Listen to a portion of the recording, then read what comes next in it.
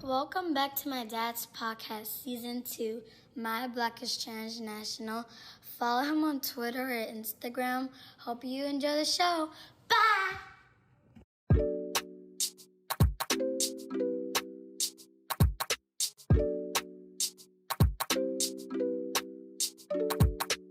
Hello, everyone. Welcome to another episode of My Black is Transnational. My name is Dr. Kalechi Bay Lambers, and I thank you for taking the time to listen to this episode. Today's episode is going to be a little bit more unique in the sense that we're starting something a little different. We're including a new feature on the podcast, which I think is really, really dope. We're calling it Let's Gist, okay? And it's really based off the concept of how West African, especially those who speak pidgin, um, we come together when we have some news or some information where we're just casually talking. We always say, I have gist, let's talk. One of the things I mentioned is that I really want to focus on the everyday person doing amazing things who are experiencing these same transnational experiences that I preach about and talk about, and it gives you, the listener, an opportunity to reach out to me and make a time, schedule an appointment to talk with me, and we just get to talking. We just talk about your experiences and the great things that you're doing or the great things that you're experiencing, and we get to share that on this podcast. In addition to all the other amazing guests that we're going to be having that we invite who share their professional expertise about transnationalism, but I also want to kind of make this feel like a spotlight feature, like where we put the spotlight on you and we really get to talk and you give me the tea and I give you the tea and we just talk like brothers and sisters that we are. We're family. So before we get all into the guest for today for this, let's go through the formalities. If this is your first time listening to My Black is Transnational, this podcast is available on your favorite podcast listening apps, so you can check it out. We ask that you please rate, subscribe, and review. We really want to hear your review. If you're listening to this on the Anchor FM app, please leave a voice message if you want to just share some words with me. I really appreciate your feedback. And then if you want to actually be a guest on the show or you're interested in talking with me on a Let's Just segment, you can contact us or you can go on our website, blacktransnational.wixsite.com/podcast. And when you just get to that homepage, you just scroll all the way down. There's a contact us form over there that you can just fill out. There's a Google form that it will lead you to, and you just fill all that out. Give me the information that's asked of you in that form, and we'll get back to you and we'll be able to schedule an appointment where we can actually hold a conversation. And then if you give me the permission, we can publish it and you will be on the air. So I'm very excited for this new feature on the app. In addition to like the pillow talk, in addition to just the regular episodes, this is another way for me to just really interact with you, the listener, about anything that you want to share, about any questions that you may have. And this is the first one out of many, I hope. So for this episode, for this first episode of Let's Just, we have a really good friend of mine who reached out and wanted to be on the show, Mr. George Lokko, who I also call Junior JR. But JR gets on the show with me, and we just have a nice little casual conversation. We just talk about our experiences. I really do a lot of listening, honestly, just listening to him talk about his experiences with boarding school and becoming a bioengineer and just his goals, but also just casual information that he shares with us, and we have a really relaxed conversation. We joke, we laugh. It just felt like two brothers just talking, like we were soaking gari and just eating and just having a conversation, chopping it up. So I really hope that you all enjoy this. This will be the first of many. I also do want to add that we were using a new software to record this interview, so we were having a little bit of technical difficulties initially, but we tried to smooth it out. So if you do notice a couple of hiccups, we apologize. Bear with us. We definitely hope to smooth it out for future episodes, but we were just testing some new things out as we were trying to make things a little bit more convenient for our guests. But so if you do notice that, forgive us and work with us, and we will get that straightened out. Okay, so without any further ado, I will stop talking here, and I hope you enjoy my casual conversation, my gisting with my brother, Mr. J.R. Loco from Ghana. Enjoy.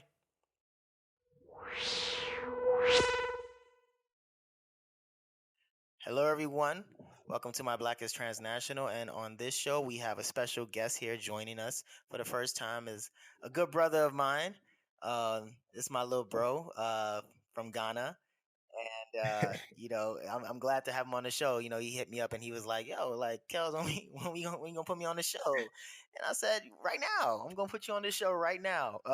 So hit me up." And so we're starting it off. We have my boy George Lokko Jr. I call him Jr. And he's all the way in San Diego. Here to talk to us. He's a bioengineer and an entrepreneur and a businessman and Oh, I beg transnational you. himself. What? I said, I beg you, all these accolades. God, I'm giving you the accolades. I beg, chop on, man. I gotta go check. Chop it. Yeah, but yeah, man. Welcome to the show, bro. I'm so glad that you made the time to join me, man. How you doing? Appreciate it, man. I'm doing well, bro. How you doing? I'm doing good, man. I'm blessed, man. I'm Yeah, glad to have you here, man. How's the appreciate it. weather in San Diego? Man. I mean, look, right now. So right now I'm in Ohio right now Oh, for you're in Ohio, bro. I yeah. thought you were in San Diego. Oh no, man. It's all good. I haven't spoken to a lot of people yet, but yeah, I'm back here for the wifey too, and Okay. yeah, we're trying to plan some moves, but we'll be moving out of here soon though. So it's still something under the works. Okay. It's just something we were working on for a little bit, and then we'll just be out of here. It's just some temporary moves. But Okay. I don't know, I just got back. I just moved from San Diego like what, last month. Okay. Yeah, so like now I'm back in the TOL, the little In countryside. Toledo. Yeah, man, the little countryside of the world. Yeah, yeah. You back home. You Yeah, back in your alum area. That's where you graduated from, right? yeah. That's why I graduated last year. And so I Yeah. had a little downgrading weather, but everything else, everything else, they say you do better in Toledo. So I'm like, well, I'm, Who said that? shoot. I mean, if you're on the highway on I-75 or something like that, they say yeah, you can do better in Toledo, which is kind of true though, because You can do better. You can do better in, or you can do better than Toledo. shots. Look, I'm Say, not the one who put up those signs, but like, if I had to wait, if I had to compare, yes and no. It depends on what you really want to do. Like, if you're entrepreneur minded and all, I think this is a good hub to start and just grow because eventually, 5 years from now, like the city is gonna be booming like Columbus. So it's okay, only a matter of it's only a matter of time that But I'm not gonna share that with anyone because I'm trying to be greedy. I'm not just message.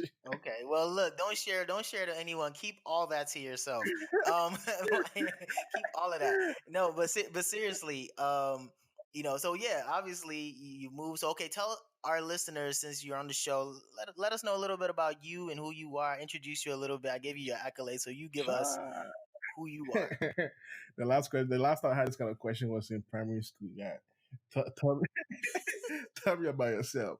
But no, my name is George Lokko. I'm a bioengineer graduate. So basically, let me try and break it down a little bit. So, I mean, it's a very diverse, big field where any engineer who is interested in the medical device industry could really thrive in. So you have different aspect of medicine that has a little bit of or some type of influence in bioengineering, from biology to STEM culture to even like hardware or software, anything that has to be used in the hospital, medicine related stuff. That's what bioengineering is. So I specialized in orthopedics, which is pretty much the upper part of your body, which is the spine area. And so with that field, what I'm doing is I'm designing and developing spine implants that go together with the instruments that doctors, surgeons, especially orthopedic surgeons, can use during operation. So if you know of any like spine disease like scoliosis, back in Africa Hmm. is so dominating in that spot that some of these companies are doing are actually sending out resident orthopedic surgeons back to Africa Hmm. just to do their fellowship or residency types of that sort in Africa. And so Ghana is like for like Ghana like this. Ghana has one company called Focus, which is pretty much spearheaded by a Ghanaian orthopedics, but he started his education here in the U.S. He's big in orthopedics, like he's like one of the top. I want to say that like one of the top five people that are most, distinguished and respected surgeons. And so he Hmm. has established a company out there in Ghana where they help. They bring in surgeons from the U.S. and New York, wherever they find themselves, to Ghana to operate or kind of do their fellowship there. And so they practice with these implants and instruments that orthopedic companies design. So my company was Invasive, which is pretty much the same as maybe Johnson and Johnson, or if you heard of Medtronic, or yeah, those people are like Okay. the top dogs. And so yeah, I've just been in that field for about 4 or 5 years since I started college. To be honest, I started as a research assistant, and that's what kind of like sparked the fire in me to be in that field. And Okay. I'm really thankful for the professor who exposed me to that, because to this day he's really like one of my good friends. He even started his own company here in Toledo, so hopefully, I'm looking to start somewhere there and help out. But yeah, it's a very diverse field. That's just one. Yeah, it's a very That's very interesting. impactful. I mean, I'll tell you one story quickly. Like I was in Uber. I was on my Uber ride this one Okay. time in San Diego, and I mean at that time I didn't have a car, so um, I was in the Uber ride. I got to my office, and then the Uber driver was like, "Yo, dude, do you work here?" I was like, "Yeah, I work here." He's like, "Dude, no way, because I just had a surgery with one of the company's implants in his body." He was an Uber driver, and I, I Oh was like, wow. "What?" I didn't even know.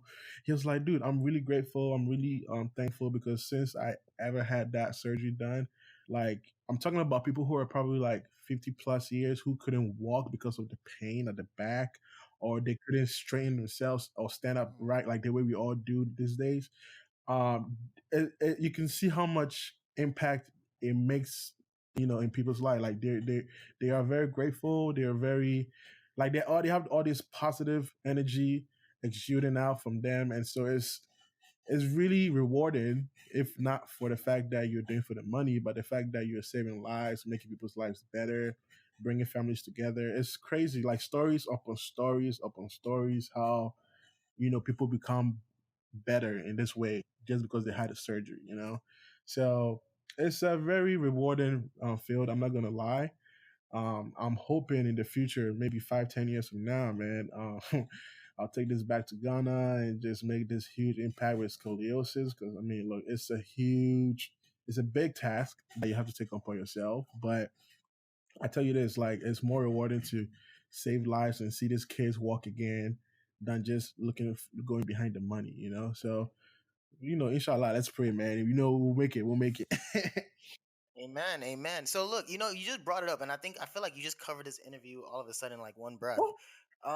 Because I definitely was going to ask you, compared to most of us, and you already mentioned that you're from Ghana and you plan on taking this back to Ghana. But I'm surprised as to why bioengineering, because most of the time our parents always encourage us to be doctors and lawyers and engineers, and I guess you combined two of them as far as bioengineering, but like how do your parents feel like as far as you being in this area? Were they happy? Did they understand it? Man, let me tell you, when I graduated from high school, my dad was like, "You're going to be a doctor." Or whatever, like the whole Exactly. shenanigans. And actually, I wanted to be a doctor, to be honest. From high school, so in Ghana, right, we stay in a boarding school, and in boarding school, you're doing arts or you're doing something related to science. And so you have people who Hmm. are doing art, general art, and just these art stuff that we have around. And then you had science students. So I was a science student from SHS 1 all the way to like SHS 4. So I was. So you gotta break down what SHS is for the listeners, because I think some people will not understand what those That's right. acronyms That's are, right. man. That's right. So HSS is pretty much senior high school one. So I want to, if I had to translate that to America, it's like uh, freshman year in high school, right? Right. Yeah. So we had a 4 year system, and I think it's the same as the US. In the beginning, it used to be three, but it made it four, Hmm. and then In Nigeria, Right, it's right, 3. right. Yeah, Nigeria. We usually write our exams with Nigerians, right? That's true. But then after a year, they realized that, look, nah, this is not too good. So they brought it back to 3. And so my badge were the last group to do 4. So you can imagine the kind of impact, or I won't say impact, but like the overcrowdedness of people graduating that year. Because kids who were my junior, and let me just break this down again. In Ghana, and I'm pretty sure you see this in Nigeria. When you have people living in boarding school, there are different levels of respect. And so, so if you're a junior, I mean, if you're a freshman, in this case, an SHS 1, you are pretty much like the little brother of your big brother. So you have to respect them. You have to do work for them. You have to do all these chores.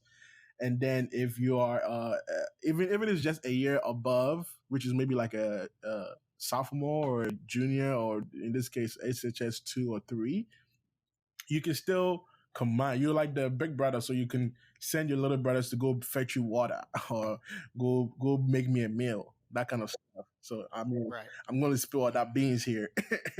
But so for my batch, I was a senior, which is SHS 4. I was graduating with kids who were in a junior year, which is the third year. And so because it was 2 different years coming together, like trying to write one exam to get into university, it was Mm-hmm. impossible to get into school. Like you can have all grades. If you don't have that brown paper, you will stay behind. That's how bad it was in Africa. And so, Wow. and when I said, let me say Ghana, please, and let me not come and generalize anything here. But basically, that year, thankfully, I had written like my SATs that I could use. Ooh, So I was kind JR, of you're building breaking my up a little plan bit, man. B to like, see what my Hold on, bro. alternatives are. I mean, in high school, I'm not going to lie. Oh, JR, go ahead. you broke up a little bit. You broke up a little bit, so we had to. I couldn't hear what you said for the past like Okay. 2 seconds. So you were talking about. Just repeat So that last part. basically, with us being, together, or I mean, graduating the same year, it was quite impossible to get into the program of your choice, or let's say the major you want to study in college. And so it was very Yeah. overcrowded, and so there were no rooms for people. There was like a very small amount of rooms, spaces available for double the size, right? Which already is bad before you have two different people coming together. And so my plan Yeah. B was to write the SATs. So I did write that in my senior year. And then I'll tell you this, I wasn't the brightest kid, in Ghana. If you're in high school or senior high school to be specific, man, you have to be smart, or you have to be like super like Yeah. It's very very, very competitive, man. competitive. Like Very I had competitive. to translate my transcript to the US here. I was an A student in the US for Uh-huh. for crying out loud, but I was like a B plus Yeah. or B minus in Ghana, So yeah. Did you all do rankings? Did you all do Oh ranking like yeah, first, second, man. third? That's the culture there, right? That's the culture there. I used to tell people like there's a difference in how we do things, and here's like everybody get 4.0, 3.0, 2.0, and back home is like I'm telling first, you. second, third, and everybody, and if you get second, you can have all A's and an A minus, and that made you second, and your parents are like, What happened? Oh what my god, happened? yo, What happened? I used to write. Why are you doing this? How did you get second? Are you a second rate child? What's going on? Oh my Like, days. man, I like tried, I man. I tried. tried, bro. I remember every time I used to come home with my exam, I would just put the report down and run away. I'm not staying with it. And then he would call me and be like, "Hey, come home." I'm like, "Okay," but usually I just go hide somewhere, man. I don't really go anywhere. And then he would sit me down and be like, "So after all these years, I've paid all these school fees." I'm not kidding you. We know it's kind of cliche, but those words are really the same words almost any African parent would say. You know, I know I sent you to school. You can do better. There's room. And what I hated most on those cards were the comments from the teachers. They used to say, Oh, Yes, George did good, but he can do better. That that kind of comment made can do the better. whole report like, Just gas up your parents too. Just give them more oh. fuel to just take off on you. But it was good. So writing the SAT, did pretty well. I had a scholarship from Toledo, and so I was praying about it. I was talking to my parents. My mom, first of all, didn't want me to leave. Like it was a no for her. So then I was like, well, Mhm. it's not about the fact um that you want me to leave. It's the fact that, like, look, right now things are gonna be hectic because it's double the size now for half the size of rooms available. So we have to do something about it. So we were able to talk about it as a family, and then we agreed like, yeah, you can just go. And then even with that, the degree, the I'll tell you what happened. I went to University of Toledo website, and matter of fact, I applied to different schools, like Uh-huh. the way you place in different schools. So I applied to different schools, and I had like Northwestern. I had UIC and I actually got admitted to UIC. I can't remember which other school, maybe Oberlin and these other schools that I selected at the time. And so, Okay. we were all Yeah. comparing. Like some of them gave like half scholarships, some gave like a little more than a half, and then Toledo was not on my list, but my mom, I remember that summer, had visited America to visit to do some business, and then she met one of my uncles who's still here, Uncle KK, and basically she was like, "Yeah, just apply to this school. Your uncle works here. He can, blah blah blah. As long as you have a They're family always somewhere, good. Yeah. they're always Give you good, right?" rice. Always somebody who can give Right. you rice or get you rice. That's right. That's right. I mean, I didn't even know the benefit of that until like I had to get here. I was like, yeah, man, I'm happy that I know someone here. But so I was on the website applying manually, and I can remember exactly this day. Like I was online this evening, and I think Toledo was different because Toledo didn't have like this. It's called Common App. Okay. Common App is where you send your results, you apply, and then they kind of like send all your applications to the schools that you select. So it's like an app, it's one platform for different schools application, right? And so I remember I was on my alumni school website, and then I just like started researching. So at that time, I was like, yeah, I want to go into medicine, and then if somehow I don't really know. I just saw bioengineering, and that was not my interest, of course, but I just decided to click it, and it sounded pretty interesting to me. Hmm. And so I was like, "Oh, this is pretty cool." I had no idea what that degree was anyway. And then I even asked my dad. He was like, "Yeah, he has never heard about it." So he started doing research himself, and then, funny enough, he was like, "Yo, this is a really good field. If you want to do it, go ahead. As long as I think Toledo had a specific program where if you graduated with engineering, specifically the biomedical engineering degree, Okay. you you can use that you can use that to get admitted into the medical school here. Uh, You don't even need to take the MCAT. write it. Yep, you don't. It's a Wow. direct. It's a Well, that direct. makes sense though, especially with all the stuff that you're doing. I mean, it's yeah, it's a Right. lot. Yeah, it's a lot. So I started that way. I was like, okay, well, that's a different route because I knew that I had to write an MCAT. I knew it was going to be 4 year split. 8 year split. So I was like, yeah, let me go ahead and do this bioengineering degree. Um, Funny enough, I got to school. I got admitted. Right. Started classes, and then I. I went to the student center and asked questions like, "Hey, all this stuff about medical school," but the the program that specific program that you can get admitted into medical school was only available for kids who were from America, Ah, and on top of that, only kids who live in the county, right? So it was very specific. yeah. You had to have like a certain GPA coming in, like you needed to have like a 4.0, and then all these crazy, the valedictorians and all those kind Right. of, and you had to maintain a certain GPA, I think what 3.5 or 3.8 Okay. every semester. So that means within the 4 years, once you graduate, boom, you're already admitted. You don't even need to write the MCAT. Okay. So I couldn't go into med school. I mean, I really wanted to. So I had to kind of like convince myself that, you know what, it's still, I'm still in a great place. I'm still, this is how I kind of lied to myself. I was like, you know what, being a doctor is boring anyway.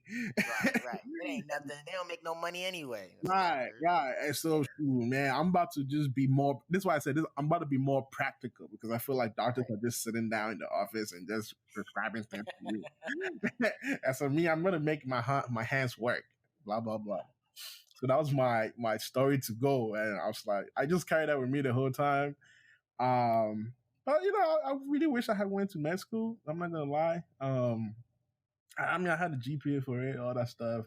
And then after I heard that news, everything started to spiral down a little bit, just a little bit. Right. So I lost interest. And then, but again, like I was going back to it, I met this professor who, by the way, please do not get offended, but I'm about to tell you a story about what he told me about Nigerian. Okay. I won't get offended. Or even any Nigerian there, please. Oh, go ahead. So basically, I was trying to find research that freshman year, and he was like, now I don't even know I don't know. I always took this initiative of doing stuff, but I don't know how I was going to end up being. And so I was like, you know what, this summer I'm not doing anything. I emailed like a bunch of professors. I was like, yo, I'm here this summer.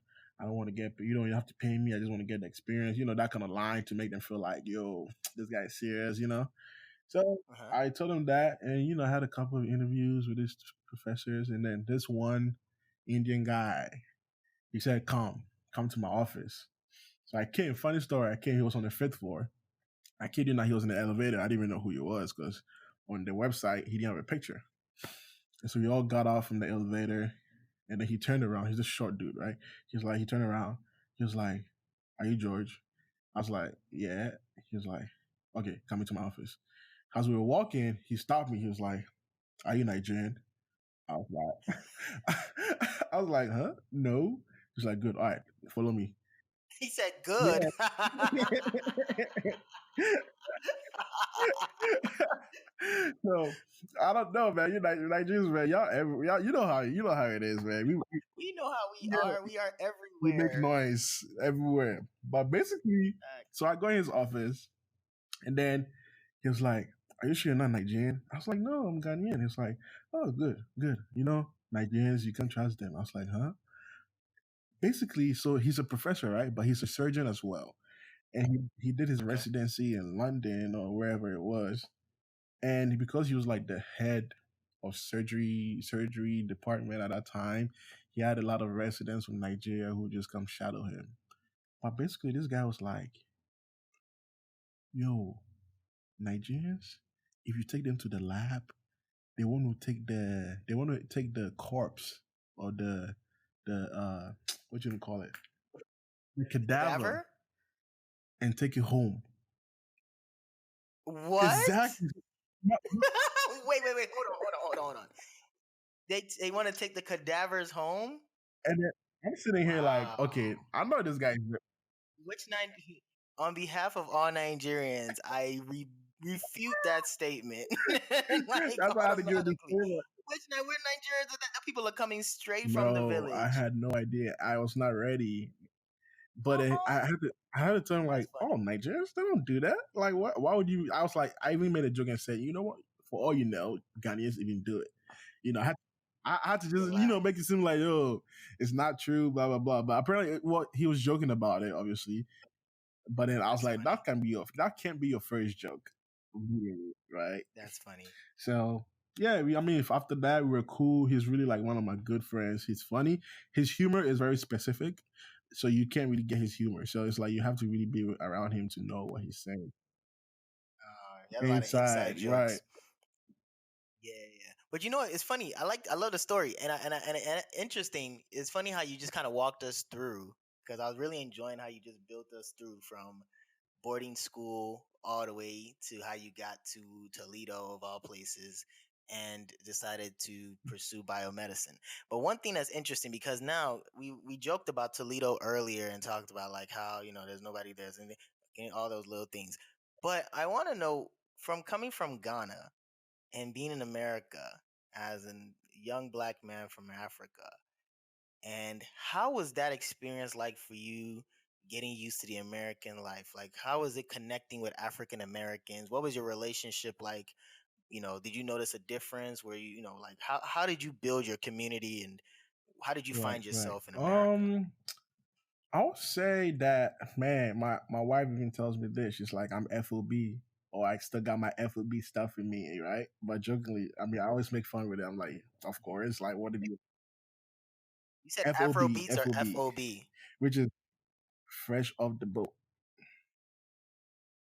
Oh, fresh off the boat. Okay, yeah, just Right, okay, right, just right, making sure right. for the listeners. Yeah. So, yeah, so coming in, it was, I want to say, I still have a picture that I took when I got here, right?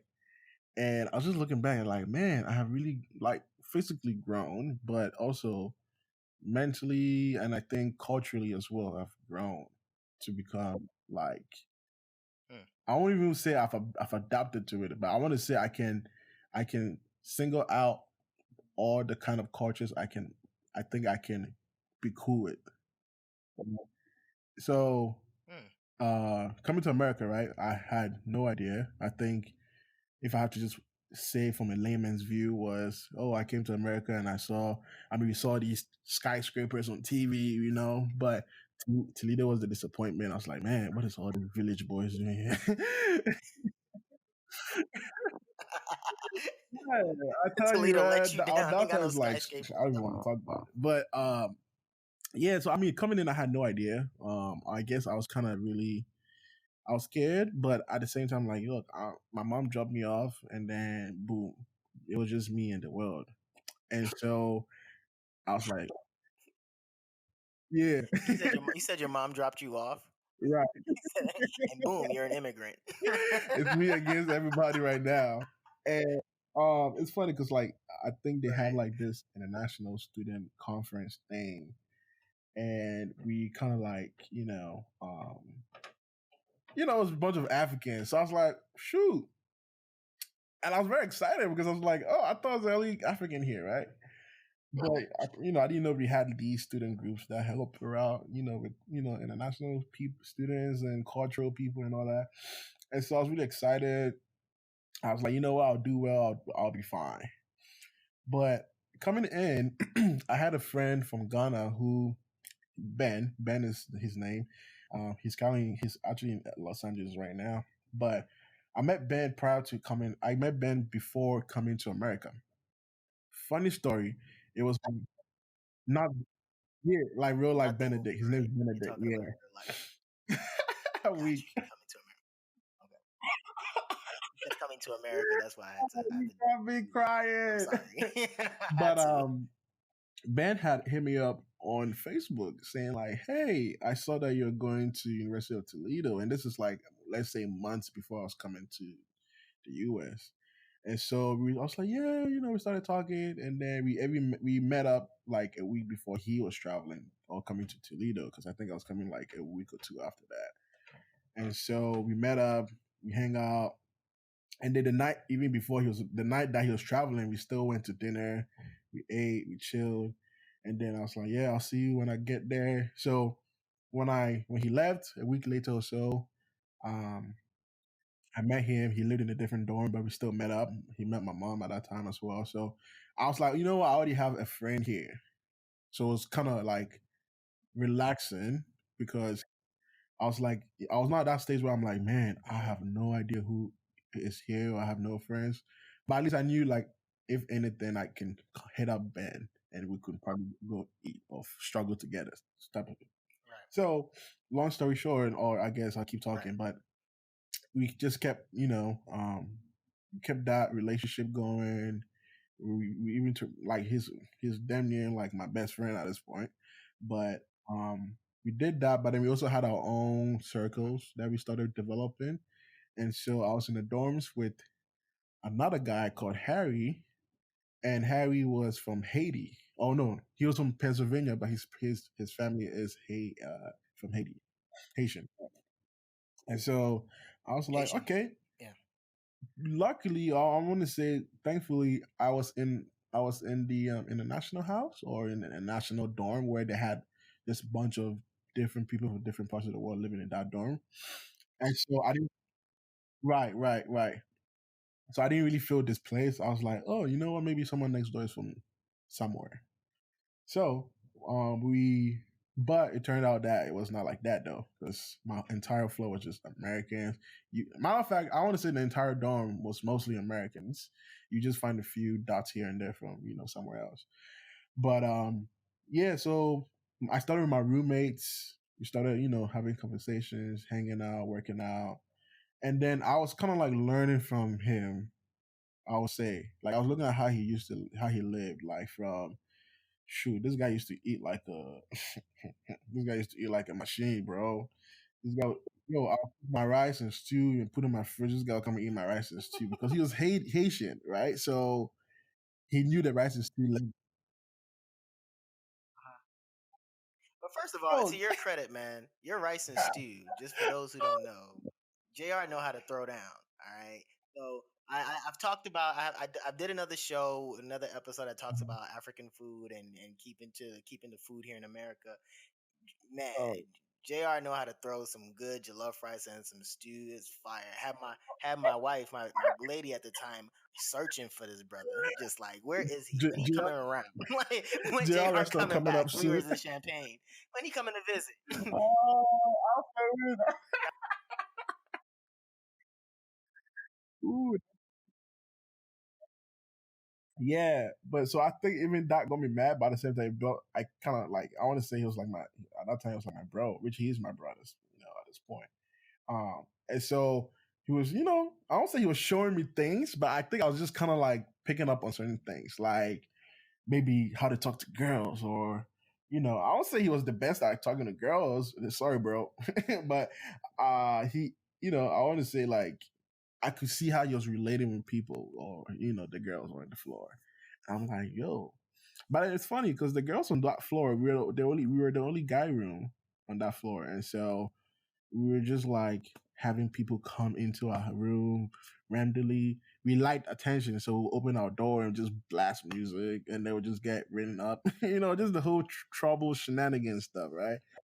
And then I want to say from that side of the dorm, I Right. knew every single person at that point because, like, again, he would go around knock on the door, introduce himself.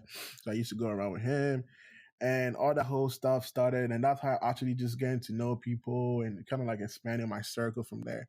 And this is just people in America. Now I have people in the in the national office, not office, but like the student organization, and I haven't even expanded my circle over there, right? So I have that group there, and I had some people in Mhm. class, school, who at that point I didn't even know who, right? Even the first day of class, like I got asked a question. I had my thick accent, bro. It was so thick that Yeah. if you had to play it back right now, I would just crack up. Okay, so basically, um, so yeah, I was able to adapt by just looking and observing and kind of picking up. Ah, my God, I was too busy, man. I was By too busy. chasing women. Yeah, bad boy. He's been I mean, like, chasing women. That's how you want to go and find out about America, by I'm chasing weak, women. Hey, Junior, Junior. right? That's how somebody's parents I will was come and really say, "That what I sent you to America it was for." interesting, but it was interesting that Americans were very interested to like know where I was from. But I got a little intimidated because I'm like, okay, I don't want to seem like I'm African. So like I was trying to really brush up on my accent or like talk like I lost my accent or something like that. But like once in a while, I would just come like right now I'm talking to you. But anytime you can how you can switch it up. But, hell, right, Code right, right, switching, right. code Yep, switch. You're exactly. code rating. So I Just want to like I say just just by just like I hanging just out switched with right now. people Yeah. around, and then even now you had the African groups, and I was like, all right, I could be I want to say I could be myself. I could be naturally speaking, not forcing or trying to seem like. I'm not. Right. So I was like talking like a Ghanaian. I started meeting all these Ghanaians and Nigerians. I was so happy. I'll get their number. They'll go and play FIFA. We'll go eat some rice and stew in their house. Like that's how I kind of like built my circle. And I want to say it was a great time. I don't remember every single detail, but I know overall, like I had one of the best people that I've come across in life, especially the Africans. Um, and then when I started to become more comfortable in talking, then I kind of like, just, I want to say I started talking to more Americans and, feeling more comfortable in introducing myself and say where I'm from. And just like, make you do your own assumptions. But I mean, if you ask me a stupid question, like, okay, I'll tell you one, I'll tell you one question one guy asked me. He was like, so how did you get here? You know, oh man, this is the same reaction I had, but guess what? This what I since you asked me that What do kind of you question, mean? I guess What I'll do you just mean? How have did to I be get funny. here? I imagine it was two different people asking me the same question, right? So one guy was like, "How did you get here?" I Please tell was me like, what "Oh, you I took the told him. train." He was like, "Oh, okay. How long was that?" It's like, man, like 16 hours, bro. So that one, at least, if you're like, if you didn't do geography, I want to say like you believe me. You know what I'm You knew saying? that you didn't take the train. You can't take the train. You just told him you from. You said I'm from Ghana, and they were like, "How you get here?" Oh yeah, I took the train. That's wild. That's wild, right? The second And they was one, just nodding their head like, "Oh my god, wow." he was like, "Oh, okay. How long was it?" I was like, 16 hours. I was like, "Okay, all right." And that was it. I don't know if to this day he still believes, but look, good luck on that one. Wow. Uh, and then the other person asked me the same question, or a different person asked me the same question. I was like, "Oh man, yo," I was like, "Yo, one day I saw a bird flying, and I just decided to hold the bird, and I just came with the bird, and then boom, I landed here."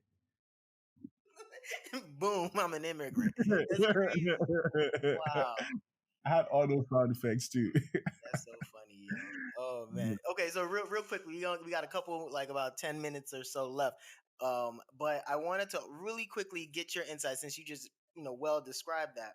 Like, what do you think? Do you notice? Did you notice like a gap?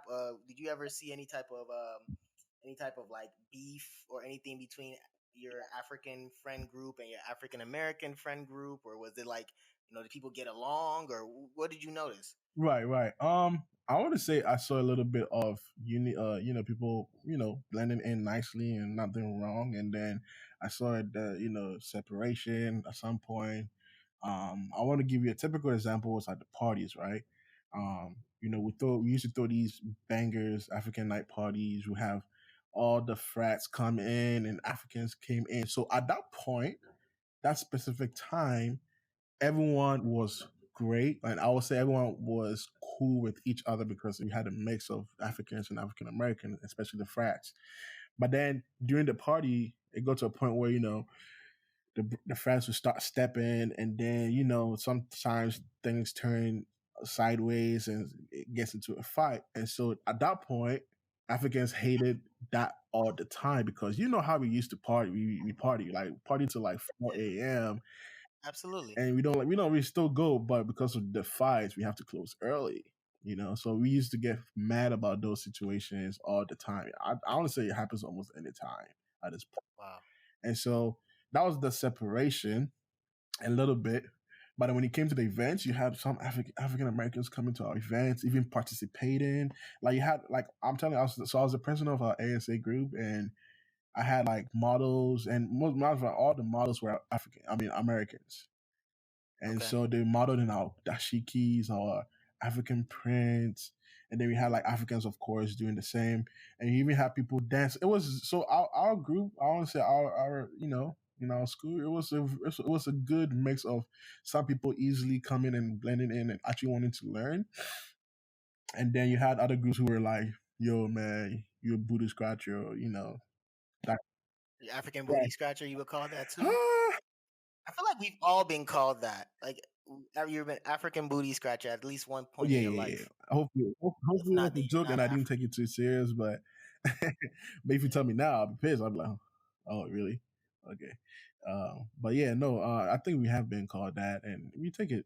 I don't know. For me, I took it lightly because I just thought y'all just ignorant, and I don't blame y'all or blame people for that. So yeah, Yeah, I mean, no, I mean, I think that's a good way to go about looking at it. But yeah, I think that's just one thing. It's interesting, especially from like in college, right? And a lot of the things that used to bring us together was normally like Afro beats. Like everybody wanted to hmm come and party and dance, the azonto, do different types of right. things like that. Um, and I think now I'm one of the things that I'm hoping for is that the more we start to know about each other, the more we stop calling each other names, the more we begin to start to build the bridge together. But I want to also take a little bit of time is to talk about you mentioned that you have wifey, so I Oh wanted to yeah. talk about that because where's your wifey from? Oh, so man, I had no plans of being like I was not that African who was like, oh, I gotta marry an African. I think my mind was pretty open. Right. But wifey, no, wifey, she's from Zambia. Right, her family. She was born. Yeah. Zambia. First of all, she was even mad at me because I used to confuse it for Zim. Yeah. Zimbabwe. I do the same thing. I'm sorry. And I have a PhD. So it's Like, just like I'm not gonna talk to you anymore. But I was like, I'm sorry. So I learned the way. So Zambia's art, like, I want to tell you this, like, we are Africans, right? And I'll talk about Ghana. Ghana, we are right. cultured, everything deep rooted in our very existence and all that stuff. Zambians are like you're. I want to say if it's because of her family, but I've honestly come to realize that Zambians are like heavily cultured than even Ghanaians, excuse me to say, because not to say that we are not disciplined. Like if you go to Ghana, you can find like the American lifestyle or culture there. Zambia, you can do that as Yeah. well, but they hold on to very dearly to like their African roots. Like they do the traditional Mhm. stuff and they hold that to the core. Like we're just doing like she was just showing me her how they do the whole traditional engagement and all that stuff. And I'm telling you the stuff they do, Yeah. like if you're probably in Nigeria, you just go throw money, you dance, all that stuff. They do that. I mean, Zambians do that, but Yeah. they really do the stuff that if you go to the village, you might find they actually do it. They actually do it in like their marriages or in their everyday practices. Um, like one example is um how can I even say like if you're with your other partner your better half or your husband or your wife has to like sit on the floor and then the husband sits on the chair. So like just like that's just one example of how they're cultured, like very heavily cultured, especially like if for instance if you came by um and you just like came to visit, you see all the stuff that like they were trained since they were young, and they still do it. And so it Hmm. made me realize, like, damn, like, man, Yeah. Ghanaians, we too cool or we too calm. Let me think. Yeah, way We Western. become more westernized, right? So westernized. We become Mm-hmm. very westernized now. Wow, that's interesting. Especially in 2019, Ah, you can't catch a Nigerian woman sitting on the floor for for who? who? For where?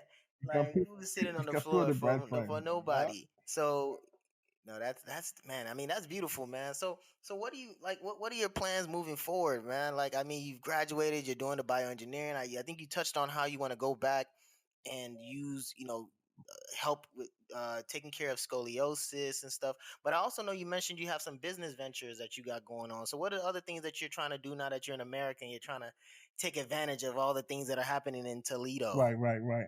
So I think being in California really opened my eyes to like just seeing things that are like in the world or like in another side of America and like it's not existence in here in even the Midwest, right? So like I started getting myself into real estate. As I was there, I started, going to all these meetups and so I was just driving around trying to look for houses to buy, meeting up with investors, trying to just talk with them and see, hey, do you want to buy this house? Like that whole shenanigan. I don't know if you have any idea about how real estate is, but Yeah, I'm learning. As rich as I'll encourage everyone, including yourself, man, get get yourself into real estate. I'm not saying let that be the substitute. It could be a substitute, but hold yourself, buy and hold something. Because property values always increase every 10 years, even if there's a recession right now. It's a good time to buy it. There's a bubble. And so I'm still educating myself, man. I was just telling, I watch YouTube every day at work. It was just a whole bunch of stuff just to get myself like really understanding what I want to get myself into. But future wise, I think I want to. Yeah, I really want to be into real estate, from commercial to families or residential. Anything that has to do with real estate, even farming at some point. Like, look, everything has to be planned out. But at least some things that I'm thinking about. I'm like, man, if I really just had this capital, this is what I'll do. But look, in America, there's so much opportunity, especially with investment or just starting your company. Yeah, private money Yeah. lenders. There are people who are looking to put their money stashed somewhere and put it, just like let it grow. Maybe sometimes they don't even want it to reap the benefit. They want their kids to reap the benefit. Stuff like that. So I'm into real estate, Hmm. and then still, doing my regular engineering job here and there. But eventually I want to get out of that. Once I'm able to, fully develop myself, I'll be this all round person. Then, once I'm, Okay. old, I'll give back, give back to, Ghana, Africa in general. Like Akon, man. I literally want to be like an Akon. Yo, Akon is, you know what? Akon, not to use a play on words, but Akon He is an it, icon. And literally. because literally he is an icon. Like I think people forget what he did low key. Like he made his money in the music a little bit, and then went back and literally like tried to Mhm. build Wakanda. Like literally tried to build Wakanda. So it's funny that you mentioned that because I was gonna ask you like, where do you see yourself retiring since you're gonna Right. be old and done? Oh Hopefully no, not no, no! Toledo. I'm not retiring Toledo, but my goal is to retire by 35. Uh, Wow. Okay. oh You yeah, really gonna do that, trust and huh? believe. 10 years from now, Please, please show us the way. Whenever I you shall do light, do that, like I shall light write a up the book. path. Promise. But I mean, that's my target. I'm not saying but if anything, I want to be retired and just having businesses open and being. If you ask me what my full time job I would love to be, is to be a capitalist venture. I mean, venture capitalist. Sorry, just investing Okay. into businesses, being the Dangote for Ghana, that kind of business. Because I'm really into the entrepreneurial world, and I immersely are rooted into entrepreneurship. My whole family is, and so I owe it to myself to do that, and I really enjoy it. But investing into the community at some point, if I had to retire, get older than that, obviously, have give back to Ghana, or just give back to the community here, so So you wouldn't. So you would retire in Ghana, or you retire in man, Zambia, or you retire in I the don't United even States if you had to know. pick one? I don't think when you say retirement, I'm not even thinking like, yo, the work is done. Like, I wouldn't. Yeah, You you still get gonna be me. making I'll still moves? be making moves and just Yeah. not sleeping. I think I'll retire when I'm like mentally retire when I'm like 70 or something.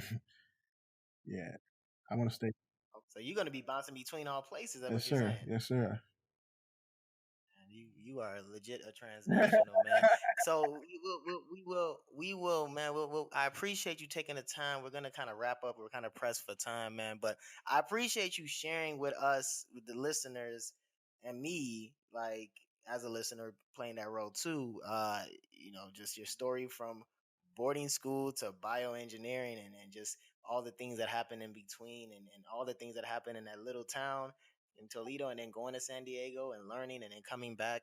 And it's a beautiful Yeah, man. story, man. And I appreciate you taking the time, and I'm proud of you, man. I'm proud of everything that you're doing, and whatever that we can do to support you. You already know that we will be here for you, my wife and I, and you already know you're going to be Hey, to congrats, play a man. role. Congrats, man.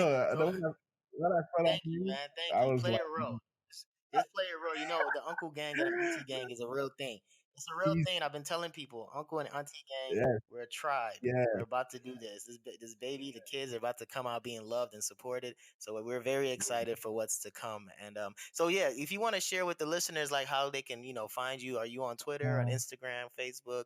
yeah. I'm on LinkedIn, so you can find me. My name is George. Last name is Lokko, Lokko. You can connect me with over there. Social media, I still have it, but I really try to stay and not be heavily involved. But the only thing I do there is just follow business pages and kind of like learn from there sometimes, and then just post with me. And just showing what life is about. Twitter, not really active, but I still have it. I'm still a millennial, but I'm the one who's trying to Yeah. like, man, I'm tired, bro. But no, you can connect with me on Instagram, fresh_vibes_only. I'm pretty chill. I don't really do much. Still praying and keeping faith in God and all that. So Yeah, man. I think we just gotta keep the faith and keeping on, man. But appreciate you, my brother, and we'll definitely be looking for you on Instagram. And thanks for joining the show. I think this is gonna be a really really fun listen for the listeners. And oh yeah, wait, what's up?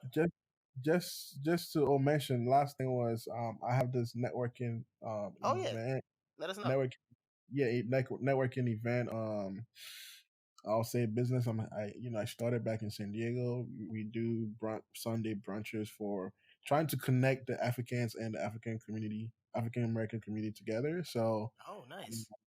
I started this Sunday brunch event. Just come have fun, come listen to some Afrobeats and some ratchet and trap stuff. Just so we can blend in and all have fun and know that Africans are not just Africans, but we can do both, or you can do both. So that's still going on, You could and have let off with that. You know that, right? Like you could have started this show with that. we yeah, We yeah, could have yeah, talked yeah, about that. But you know what? I like that in you because now you saved yourself another opportunity to jump on the show. yeah. So we have to hear back about how these things are going, how this brunch is going, I've, and what you're actually like gaining out of it, and if that bridge is actually being built. right. No, absolutely. I'm definitely open to doing that. All right, man. Well, take care, bro, and thanks again for being on the show. Thank you for giving me the opportunity. All right, boss man. All right, have a good one. Well, that's gonna do it for us on the show. Thank you for listening. If you are interested in being part of a Let's Just segment, you can always reach out to me. You can contact me on Instagram at blacktransnational_. You can always send me a DM, or you can check out our website at blacktransnational.wixsite.com/podcast. You can hit us up on Twitter at mbtransnational. So there's so many ways you can reach out to us, or if you just want to check out more episodes like this, you can always subscribe to the podcast on any of your favorite podcast listening apps. You can always please rate, subscribe, and review. We really want to hear your feedback. We really want to see your reviews. Rate the show 5 stars if you really enjoy it. And we're looking forward to providing you more good content. So we'll sign off. My name is Dr. Kalechi Bay Lamberts. My Black is transnational. And I hope by the end of this, yours will be too. Peace.